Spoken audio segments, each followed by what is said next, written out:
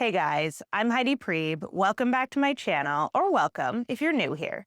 This week on this channel, I want to do a kind of mini capsule series on nervous system regulation for those who grew up with or still have a chronically dysregulated nervous system. So generally, this is a pretty common thing for those of us who have complex PTSD type wounding. Now, when I say regulated, right off the bat, to get some definitions out of the way, generally what I mean is that you are functioning from inside of your window of tolerance. So our window of tolerance is any physiological, mental, emotional state where we're able to, even if we're feeling emotional, tolerate the discomfort of what we're experiencing and be at choice when it comes to how we are responding to a given situation. And when we are outside of our window of tolerance, generally what it means is that we are acting from some sort of more core emotional instinctual place. And in most cases, we are in one of those 4F responses. So fight, flight, freeze, or fawn. We are either bringing an excess of energy to the situation because we believe in our nervous systems that we have to mobilize everything we've got to fight off some threat or escape some threat. Or we are kind of shutting down in our nervous systems because we are trying to immobilize ourselves because our body believes that the only way to keep ourselves safe is to inhibit and avoid making a mistake in some way. Now, it is wonderful to have tools for getting back into our window of tolerance in the moments when we find that we are out of them. However, for many of us, especially those of us who grew up with complex trauma patterning, we spend a surprising amount of our lives outside of that window of tolerance. And spending that much of our lives outside of that window of tolerance ends up creating new problems that are much greater than the single problem of getting back into that window of tolerance when we are out of it. So what we're going to be talking about today are some of the long-term effects of living with complex PTSD or with a nervous system that is chronically dysregulated. And what we're going to be doing is basically using the metaphor of having a secure, well-regulated nervous system as kind of being akin to being born into generational wealth. And before we get into that metaphor, I want to be clear that you can literally be born into generational wealth and have complex PTSD. So those things are not different categories necessarily. But the reason I want to look at being nervous system rich versus growing up in a chronically dysregulated state is kind of akin to being born into nervous system poverty is because it's very obvious to most people that those who are born into wealth have certain routes open to them that are simply not available immediately or in the same way to people who are born into poverty. So these are two different circumstances that pattern out quite differently over the course of one's life that it's pretty easy to overtly point at in most cases. But having a well-regulated or nervous system rich environment, which is kind of how we can look at being born into a secure family, versus being born into a family that has poor regulation skills and cannot pass them on effectively, is a situation that also gives way to significant differences in how one's life patterns out as you go through life. But once again, it's not always as obvious. So today we're going to be using this metaphor and playing with it to get really clear on why complex PTSD is as challenging as it is. And the disclaimer I want to give before we get too far into this video is that it might start to feel kind of discouraging at times as we go through this, but for the rest of the week, what we're going to be talking about is how to work with all of these problems. So to start off, using the metaphor of finance, and I want to say I'm very sorry truly if this triggers anybody's financial anxieties or stresses, we can kind of bracket that for the rest of this video. We are not here to talk about actual financial concerns insofar as they come up in the outside world. This is just a metaphor we're going to use today to explore this concept.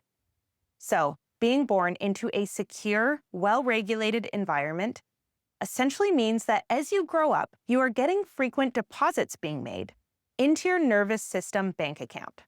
So what that means is that you are having a lot of moments over the course of your life where you are receiving things like love and support from your environment, good, competent mirroring from your environment, where you're given a lot of help in understanding how your inner world connects to your outer world. So it's like you are constantly getting these tiny deposits being made into your nervous system that build up over time and give you a resource of extra regulation when you need to tap into it.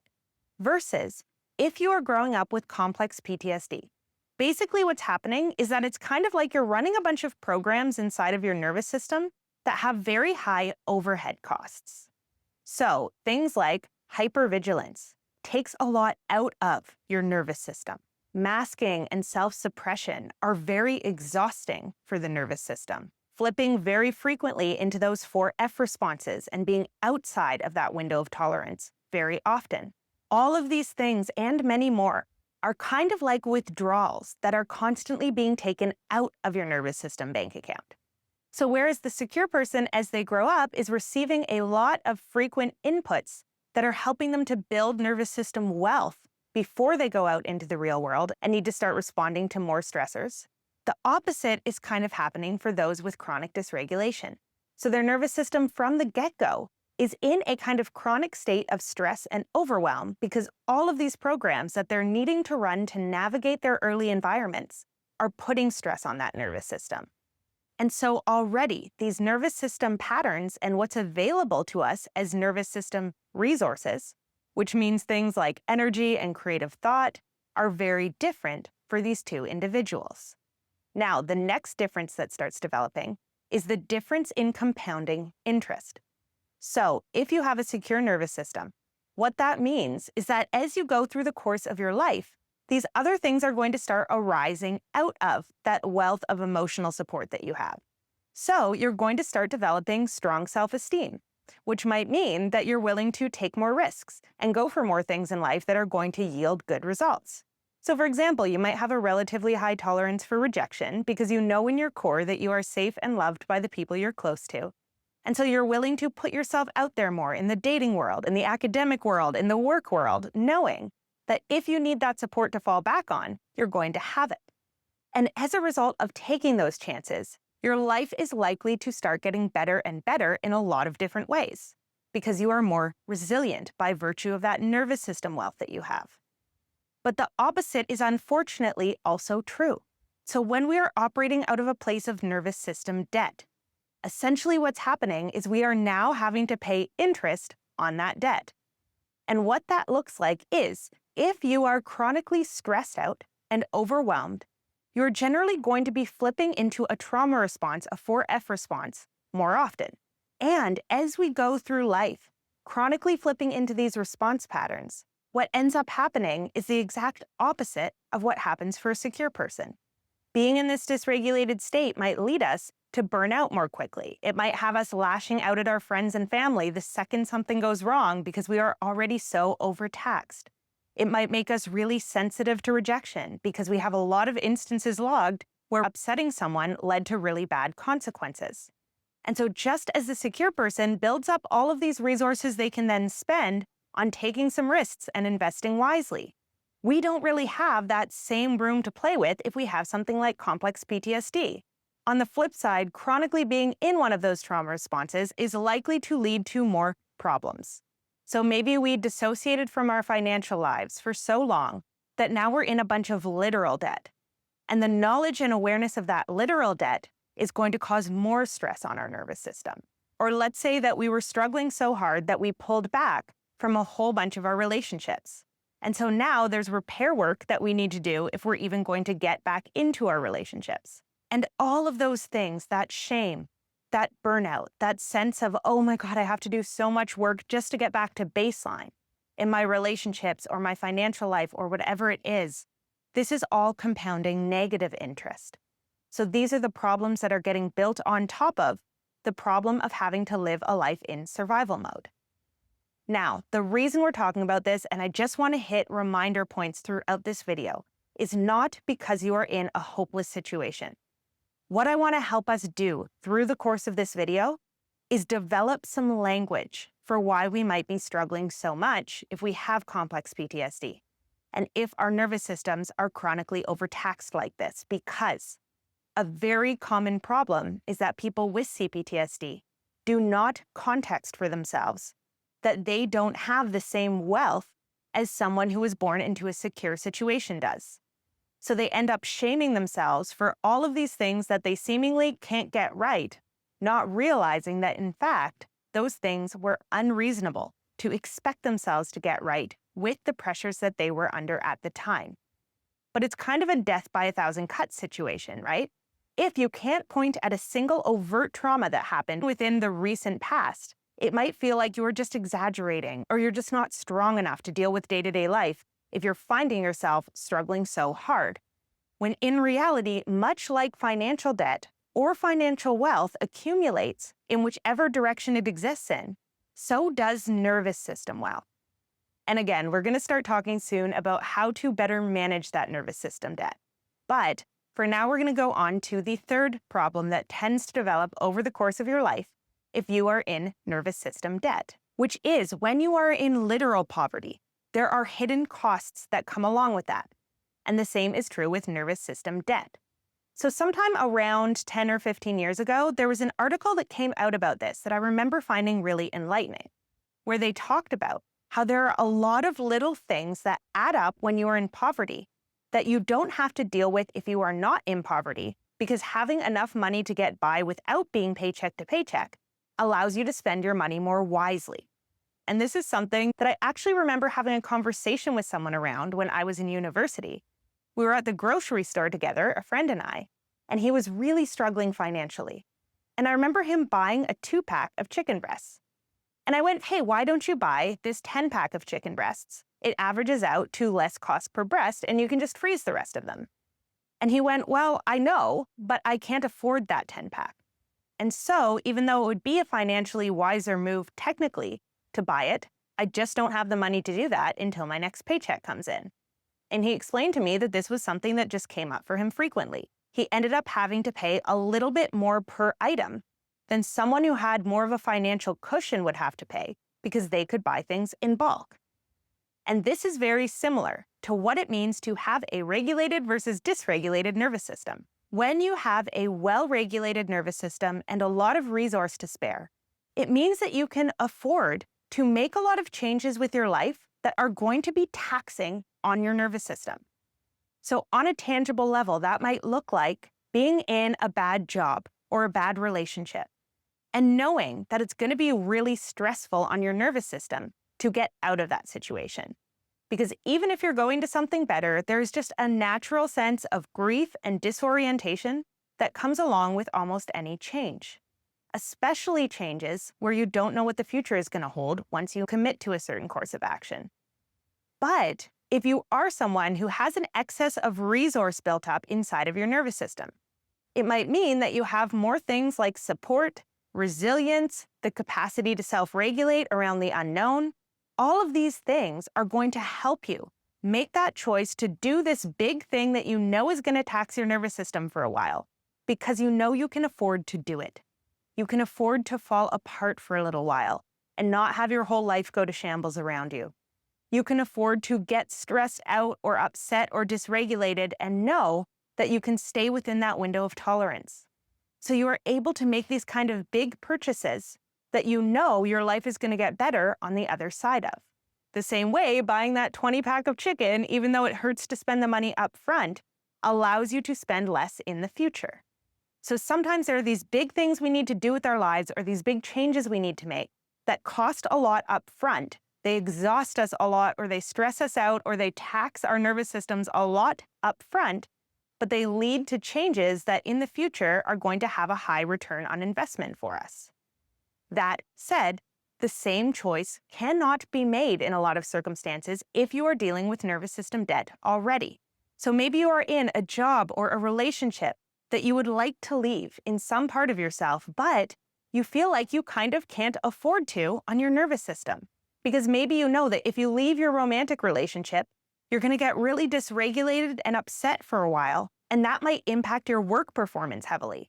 And you need to be able to keep your job, or else you're not going to be able to afford rent next month. And this is a problem that somebody with a more secure and well-regulated nervous system might not have, because they can draw from those emotional reserves, that capacity for self-regulation or for relying on their support networks when they're feeling the hit of making the change in a way that you don't have available to you.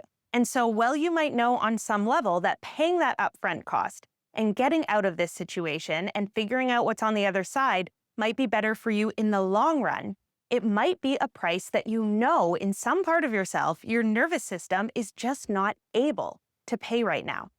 Because keeping your nervous system regulated enough to keep meeting the day-to-day demands of your life is already a big enough challenge. And anything that throws it off could throw the whole system into disarray. And so, similar to my friend who was always paying for 2 chicken breasts at a time, you might end up continuously paying the nervous system cost of being stuck in a bad situation that is nonetheless keeping you in some sort of equilibrium, even though you know that continuously paying that cost in the long run is going to be more taxing on your system than maybe leaving and finding a better situation would. But again, we can only pay what we have available to us at the time. And again, over the course of the week, we're going to be talking about a whole bunch of nervous system, wealth, and debt management strategies that can help us save up for things like making those big changes without throwing our entire nervous system and lives into disarray. But for now, we just want to be really honest with ourselves about why sometimes we aren't making those really big choices that some part of us knows we should. There's a wisdom our bodies often hold for us about what would push us over the edge and get us operating from a trauma response. And if our bodies know that making a giant change when we are ill-equipped to do it would likely throw us into that state of chronic dysregulation, our bodies are going to resist those changes until they feel more possible. So again, this is not to say you're doomed. It is just to say that there might be a wisdom happening under the surface for you that you're not aware of, that you don't need to shame yourself for. There is a very deep intelligence to our nervous systems, which leads us to point number 4, or reason number 4, why it might be more challenging for you to handle day-to-day life than someone who has a more well-regulated nervous system if you have things like complex PTSD patterning, which is the high interest rate problem. So before we go too jargony with all the financial stuff, I'll just give you a really clean and easy example of what this looks like. If there is a $10 item that you are thinking of purchasing, but you're trying to put it on a credit card that already has an incredible amount of debt on it, essentially that item does not cost $10 to you. It costs $10 to the person who is paying upfront for it. But for you, it costs $10 plus the interest rate that is going to be applied to it based on that purchase. So if you have something like a 40% interest rate on your credit card, the same item that costs $10 to a person who is buying it in cash costs you $14. And this is the same thing that happens for those of us who are chronically dysregulated when we go to do what might look like a simple task for those who are well-regulated. We learn that for our nervous systems, which are overtaxed and stressed out already, this is actually not as simple a task as it is for someone else. So for example, again, if you have dissociated from your financial life for so long as a trauma response, calling your bank might be an incredibly massive tax on your nervous system because you're having to regulate around a whole bunch of shame, a whole bunch of stress, whatever it is, relative to the person who does not have financial stress calling their bank. It might be a very low tax on their nervous system to do that, relative to what it costs you to do that. And so what I want to make clear again here is that for those of us with these chronic dysregulation patterns, doing things that seem simple, that we might shame ourselves heavily for not just being able to do, are in fact not as simple as they seem. Because for us, unlike someone with a more secure system, they come with a whole bunch of baggage that is literally just not there for someone else. And we're going to talk more in depth as the week goes on about how to manage these high interest rates on simple tasks. But for now, we just want to get clear and associated to the fact that they exist. And so this is another moment to start giving ourselves compassion, because now we can be real with ourselves about things like, if I need to call a friend who I ghosted when I was having a depressive episode, it is just going to take more out of me than it's going to take for a secure person calling a friend who does not need to self-regulate around all of that shame and fear and potential for rejection, which might hit us a lot harder than someone who has a more robust social support network and healthier self-regulation skills. It is literally just incurring a different cost on our nervous system. And if we can learn to plan for that cost, we can self-regulate around it more effectively. But that's all to come. The last thing we're going to go over today is the problem of not being able to purchase high-quality items because, again, we don't have the amount of money we would need, nervous system-wise, to purchase those things up front. So, what is an example of this? Well, just like if you were pretty wealthy, you could buy a car that you know is higher quality and not going to break down on you in the next 6 months, and that would end up saving you money in the long run. If you simply don't have the money to do that, you might need to take a chance on the car that you know is probably going to start sputtering and having all these problems 6 months down the line because you just need that car to get to work. And this is exactly what it's like to have complex PTSD. You are chronically needing to just meet the demands of day-to-day life through using whichever coping mechanisms are available to you, even if you know that down the line they might have consequences.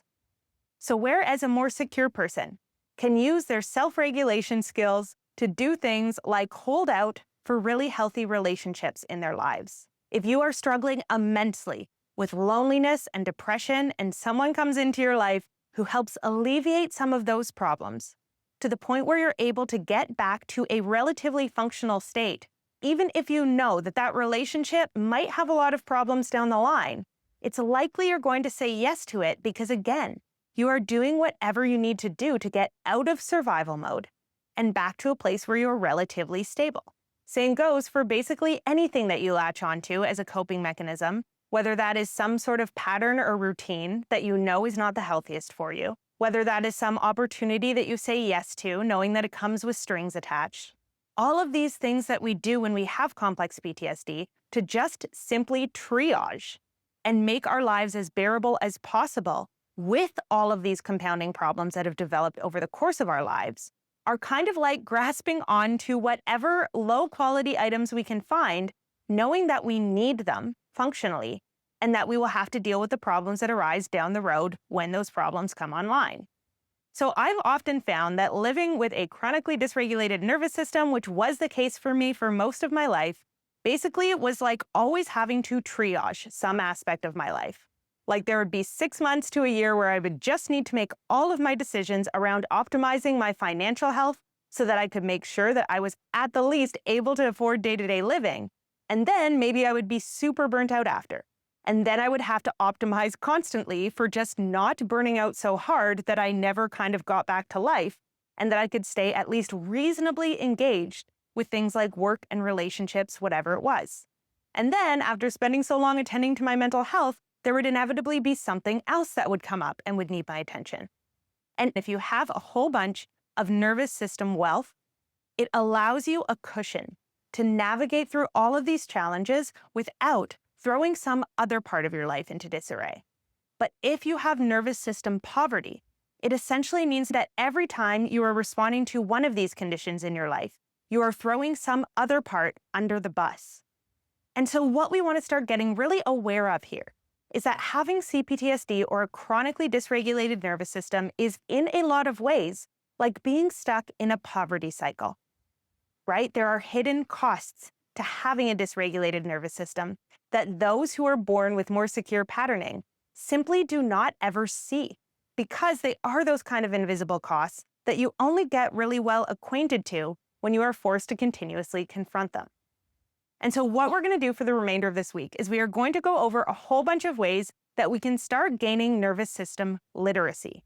The same way we need to gain financial literacy if we find ourselves in an overwhelming amount of literal debt. We're going to talk about strategies for minimizing the accumulation of more debt as much as we can. So finding some sort of nervous system costs that we can drop, as well as building nervous system resilience so that we're able to navigate through challenging periods with more resource available to us. But for now, I am going to leave this topic at that for today. As always, any comments, thoughts, questions you have popping up for you as you go through this video, please leave them in the comment section below. I love you guys. I hope you're taking care of yourselves and each other, and I will see you back here again really soon.